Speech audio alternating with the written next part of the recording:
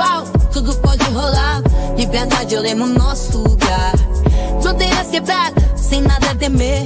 Vem com a gente, vem se perder. Fala galera, tudo bem com todos e todas? Um feliz 2025 para todo mundo. Eu acho que um feliz 2025, eu acho não, eu tenho certeza que um feliz 2025 é aquele que a gente começa e segue em paz, com saúde, esses dois elementos presentes na vida, tudo mais vai se fazendo presente, se conquistando e se corrigindo. Então aproveito aqui para pedir, galera, estamos aqui começando o nosso mais Tudo é Pauta de Cara para o Mundo. Então peço aí a vocês que se inscrevam no canal, no nosso canal lá no YouTube, @Tudo é Pauta. Curta, compartilha, comenta, dá esse like aí que ajuda o nosso trabalho a crescer. A gente está aqui nessa pegada, buscando trazer informação, bate-papo, pensamento. É um movimento leigo, é um movimento autodidata, mas com muita responsabilidade com vocês, com a gente e com aquilo que a gente se predispõe a fazer. Se inscreve, curte, compartilha, dá like, comenta. Então aí, vamos lá. Reginaldo, a capacidade de inovar e se atualizar tornou-se um imperativo para empresas e indivíduos em um mundo em constante transformação. Você poderia falar conosco para a gente começar qual a importância de inovar e se atualizar? Não, cara, eu acho que eu quero crer que a grande partida para debater e discutir inovação não é que inovação é necessariamente substituição, é necessariamente encerramento, é necessariamente troca, né?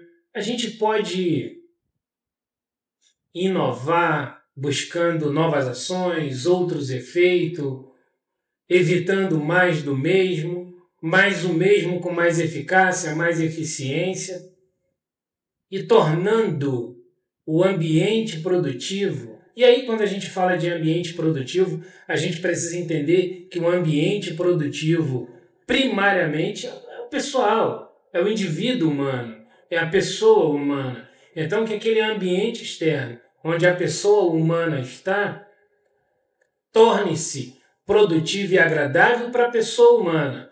E a pessoa humana naquele ambiente é que vai fazer essa transformação, essa ação de transformação que renova, essa ação de transformação que renova e gera mais impacto produtivo, né, que faz mitigações necessárias.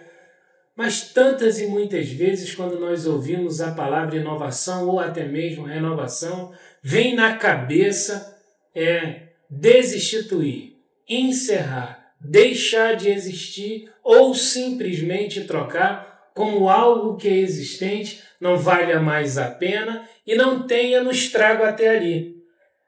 Vamos pensar por um exemplo?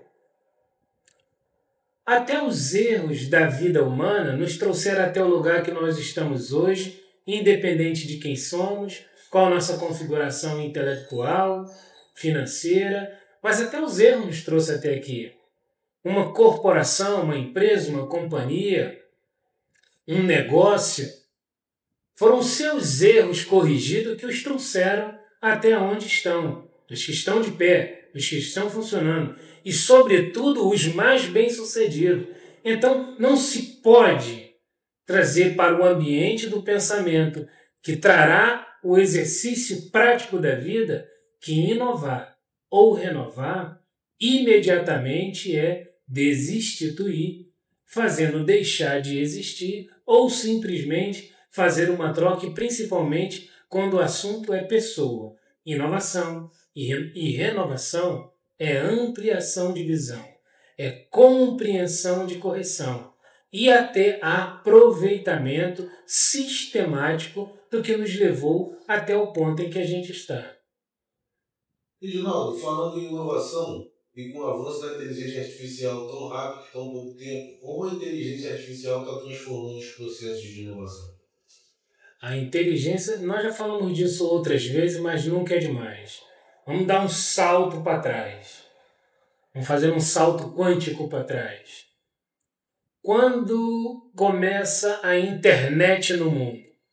Idos de anos 80, um pouco antes até, com a configuração das primeiras máquinas, enfim, muito antes ainda com o surgimento das máquinas de datilografia, muito antes ainda com o surgimento do telégrafo e outros sistemas de comunicação coletiva intercontinental, ou seja, entre outros continentes, tudo que proporciona a comunicação já era um modelo de inteligência artificial. Até mesmo o pombo-correio já era um modelo de inteligência artificial. Nós estamos falando agora de um modelo de inteligência artificial turbinado.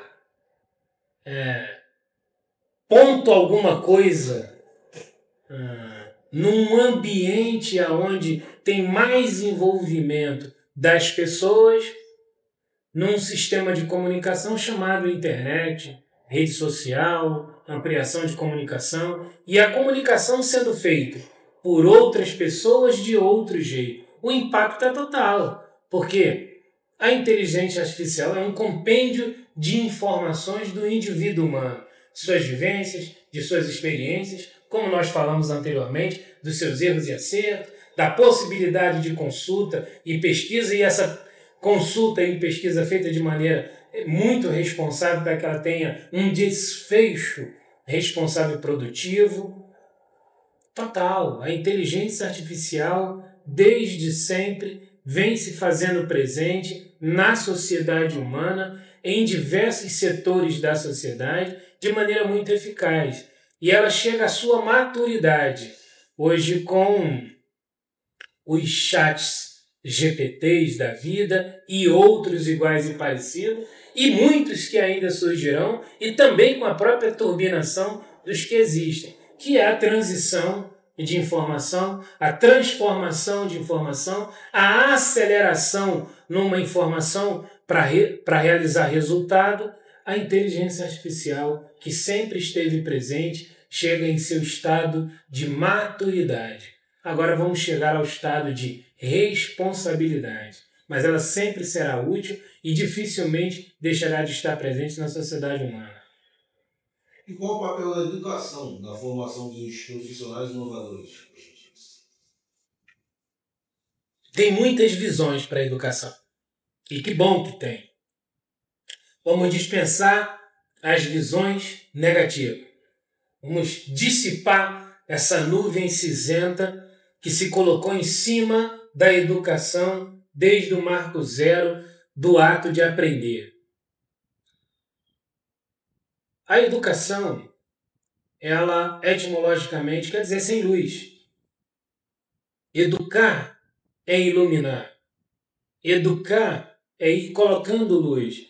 Você imagina que na primeira infância, o que você sabe na primeira infância que não é os rudimentos do que você vê e tem a capacidade de repetir do humano mais próximo. E aí quando você faz a primeira inserção na educação da primeira infância, você faz a primeira absorção de informações. E ali, aquilo que antes era apenas o ato de repetir o que você viu os humanos mais próximos fazer, ou o que os humanos mais próximos provocavam em você em fazer, agora é absorção de conhecimento. Então, a educação, ela foi, é e sempre será importante para todos os processos, sejam para os processos intelectuais, escolares, cartesianos, sejam para todos os outros processos na vida que vão surgindo e que existem. Você precisa se educar. E aí você vai com essa consciência da primeira infância. Ainda que você repita o que a moda do adulto no tema faz, você entra num processo de aprendizado responsável, de conhecimento para poder realizar a aplicação. É importante que isso aconteça. Então a educação é instrumento, é arma, é artifício, é ambiente, é produto, é transformação, é sobretudo o elemento mais importante para qualquer movimento da vida ou da sociedade humana. E como as startups podem contribuir para a inovação das grandes empresas? As startups por si só são a própria inovação, né? Até talvez 2 décadas atrás não se falava tanto. Aliás, não se falava em startup, em startar um processo empreendedor. Elas são super importantes porque as startups tornaram-se elementos propulsores, elementos de provocação. As startups fizeram um movimento muito interessante que, por vezes, nós não vemos ser tão debatido e tão discutido. As startups fizeram empresas gigantes dos muitos mercados e as muitas vocações de empreendedorismo e de negócio sair do ambiente tradicionalista, sair do ambiente de conforto, sair da zona de conforto, uma vez que você vai vendo uma startup se transformar nas grandes plataformas de Big Tech que a gente vê da vida, superando empresas tradicionalmente poderosas economicamente e dominadoras de um mercado. Então, o papel das startups no ambiente de negócio e na transformação de produto para a sociedade é de uma importância gigantesca. Eu defendo de que elas não devam deixar de existir e que elas continuem preservando as boas provocações que tirarão da zona de conforto a elas mesmas para se tornarem grandes, como foram as grandes, e que possam sair dos ambientes tradicional e evoluir para o ambiente moderno, presente, contemporâneo, principalmente preservando o pensamento com relação à responsabilidade ambiental e à responsabilidade com o indivíduo humano que está sob seus cuidados.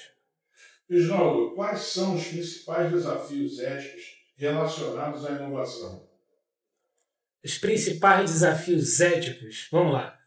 Tolstói, certa vez Tolstói, um grande escritor, tem aqui um confronto de pensamento?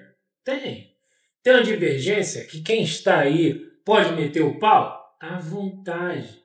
Nós somos partícipe da liberdade plena e absoluta, até aquela que nos ataca, desde que não fira o princípio da integridade física. Então, fica à vontade. Mas Tolstói disse certa feita que é possível escrever 10 obras sobre ética, sobre filosofia. Vou me corrigir. Tolstói disse que é possível escrever 10 versículos, 10 livros sobre filosofia. Mas é muito difícil praticar a filosofia. E a ética é um objeto da filosofia. A ética, ela não é uma coisa nela mesma e ela mesma não é uma única coisa. A ética é um conjunto de elementos comportamentais e práticos e um deles soberano. Na ética é um elemento chamado justiça. Se há justiça, houve ética. E todos os outros elementos que compõem a ética como valor fundamental de todo tipo de comportamento, principalmente de um comportamento corporativo, comerciário, enfim, do ambiente que vai lidar com o produto externo para pessoas. Então, a ética é isso. Sobretudo um comportamento em que ele oferece a justiça numa bandeja e a justiça absoluta. Aquela que não é a minha justiça, nem a justiça do outro, mas a justiça que confere os devidos direitos de igual valor para cada um, segundo o direito de cada um. Aquela é a justiça absoluta. Não a justiça que eu me dei bem em detrimento do prejuízo do outro, o outro se deu bem em detrimento ao meu prejuízo, eu protegi alguém em detrimento de outro, e alguém está sempre com um dano, e muitas vezes um dano doloso na vida. Justiça absoluta. Aquela que confere os direitos devidos que devem existir em qualquer processo. Aí mora a ética e terá ética. E como as empresas podem equilibrar a necessidade de inovar com a necessidade de manter a estabilidade? Inovar, estabilidade e renovar e equilíbrio. Está na pergunta a resposta. No equilíbrio. Uma empresa deve pensar em crescimento? É lógico, senão por que ela existe? O empreendedor precisa pensar no lucro? É lógico, porque senão porque ele é empreendedor? Troca de lado. Se o lucro não for um objetivo e estiver entre os objetivos principais, crescimento, lucro, objetivo, com o propósito de entregar e ir além, não pode, nem deve ser maior que qualidade, verdade e entrega. Você deve gerar qualidade no que se dispôs a fazer. Você precisa entregar se o que você fez tem a qualidade que você dispôs a fazer. E você precisa compreender que a usabilidade deve alcançar o fim de quem consumiu. E, sobretudo, o equilíbrio do crescimento e do lucro com o preço justo. E qual o papel do governo no fomento da inovação? Os governos não têm exercido grande papel em fomento de inovação, porque, para nossa tristeza, nós vamos fazendo uma curva global de paridade em governança. É claro que você vai encontrar traços positivos aqui e ali em todos os governos. Mas nos últimos tempos, eles têm mais brigado do que participado do desenvolvimento dos países e das pessoas. Tem ficado muito sobre os ombros do povo, da iniciativa privada, preservar esse crescimento, respeitando toda forma de governo, todo gestor público. Mas a gente precisa ver uma mudança, inclusive, nesse ambiente, e nós não estamos falando de partidos e pessoas. Nós estamos falando do mundo. O mundo, com seus políticos, está exigindo e gritando por inovação comportamental, inovação produtiva, inovação de responsabilidade sobre a cátedra que ocupa com o povo, o que é responsável. Como a cultura organizacional pode influenciar o sucesso de projetos de inovação? Tendo uma boa cultura. Porque a cultura, nós sabemos que ela pode ser ruim ou ela pode ser boa. Se você tem o exercício de uma boa cultura, e aí a gente vai voltar a esse ponto tantas e muitas vezes forem necessárias, se é o ser humano o centro, o eixo, se é o ser humano a viga mestra que vai ditar a norma de cuidados para que essa cultura evolua e traga benefícios, ela sempre vai ser contributiva, não importa em que direção ela vá, numa empresa ou na vida civil comum. Mas nós precisamos de boas práticas, bons comportamentos, conduta ética, ajustada pela justiça e pelo comprometimento com a verdade. E como as empresas podem tirar proveito dessas oportunidades que são geradas pela digitalização e pela inovação? Exatamente, melhorando seus processos tradicionalistas. Se você tem um processo tradicional, até rudimentar, e resiste na evolução desse processo, ou você está afadado ao atrofiamento ou ao encerramento. Então, todos os processos mais tecnológicos vão fazer você avançar, vão fazer você levar esse negócio à frente de maneira mais contributiva, socialmente falando, no sentido da sociedade, mais contributiva no sentido de negócio, mais lucrativa e possível de continuar gerando emprego e renda, principalmente na base da pirâmide, onde nós temos grande interesse que a evolução, a revolução e a inovação chegue com energia total, proporcionando mais ajuste e melhoria de vida nesse ambiente da pirâmide que é a base. E qual é o impacto da inovação na sociedade, no geral? O impacto é total. quando você tem um elemento de inovação positivo, utilizado de maneira positiva, todo mundo ganha. Quando você tem um elemento de inovação, renovação ou transformação que tem um traço negativo e as pessoas costumam perder, isso é muito ruim. É muito ruim em aspecto global e total. Quando é positivo, contributivo, será sempre bom. E como é que as empresas podem garantir que a inovação seja sustentável? Então, primeiro que a palavra sustentabilidade, ela vai nos remeter aos cuidados com os biomas, a responsabilidade ambiental. Depois, com a sobrevivência do próprio negócio e a garantia da longevidade dele.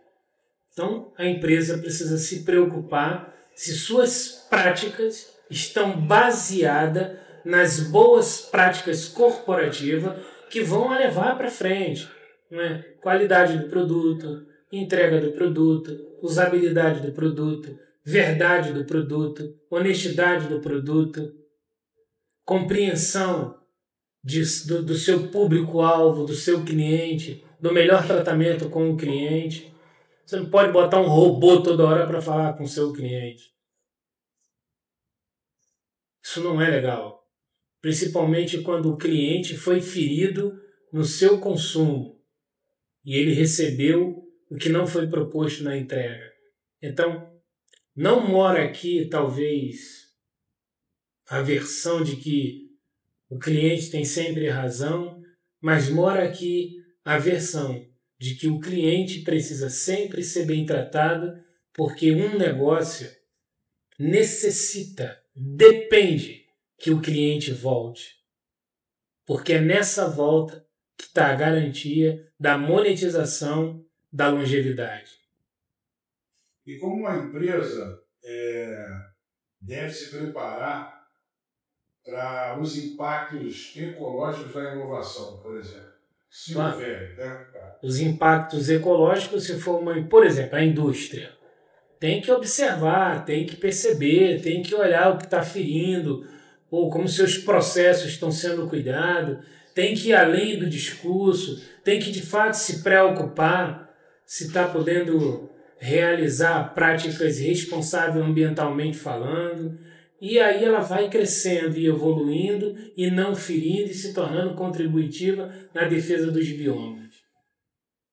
E como podemos promover a inovação de uma forma mais inclusiva e equitativa?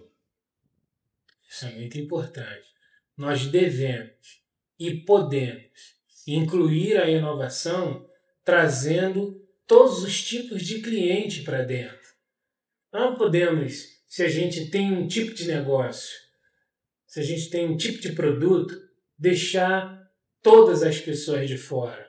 Precisamos incluir quantas categorias de pessoas, quantas classes de pessoas nós podemos. É claro, você vai vender halteres de 200 quilos para uma pessoa de 90 anos? Não é isso. Não vamos ser radical a esse ponto. Mas você pode produzir pensando nesse nicho, nessa faixa etária. Se você pode, essa faixa etária é altamente consumidora. Os números vêm provando que as faixas etárias e as classificações de gênero social têm alto poder de consumo. Então pensem numa maneira de mobilidade de produto para alcançar todos os nichos, com a responsabilidade devida, o respeito adequado e a usabilidade fundamental que o seu produto precisa ter. Novamente, o cliente tem sempre razão? Nem sempre. O cliente é o mais importante? Sempre. Principalmente o cliente que volta. E o cliente que volta é igual a uma série de clientes que volta, que é igual ao resultado do interesse no lucro, que é igual ao resultado do interesse do crescimento, que é igual ao resultado do crescimento da longevidade de qualquer negócio. Então ficamos por aqui com mais esse de Cara para o Mundo. Se inscreve no nosso canal, @tudepauta no YouTube, segue as nossas plataformas, no Twitter, no Instagram. Curte, compartilha e comenta. Obrigado. Tudo é pau, tudo pode rolar. Liberdade, eu lembro nosso lugar. Fronteiras quebradas, sem nada temer. Vem com a gente, vem se perder. Conversa no Bootcast sem roteiro. Lá na quebrada, tudo no ver. Ideia flui sem barreira, sem mente aberta, livre e verdadeira.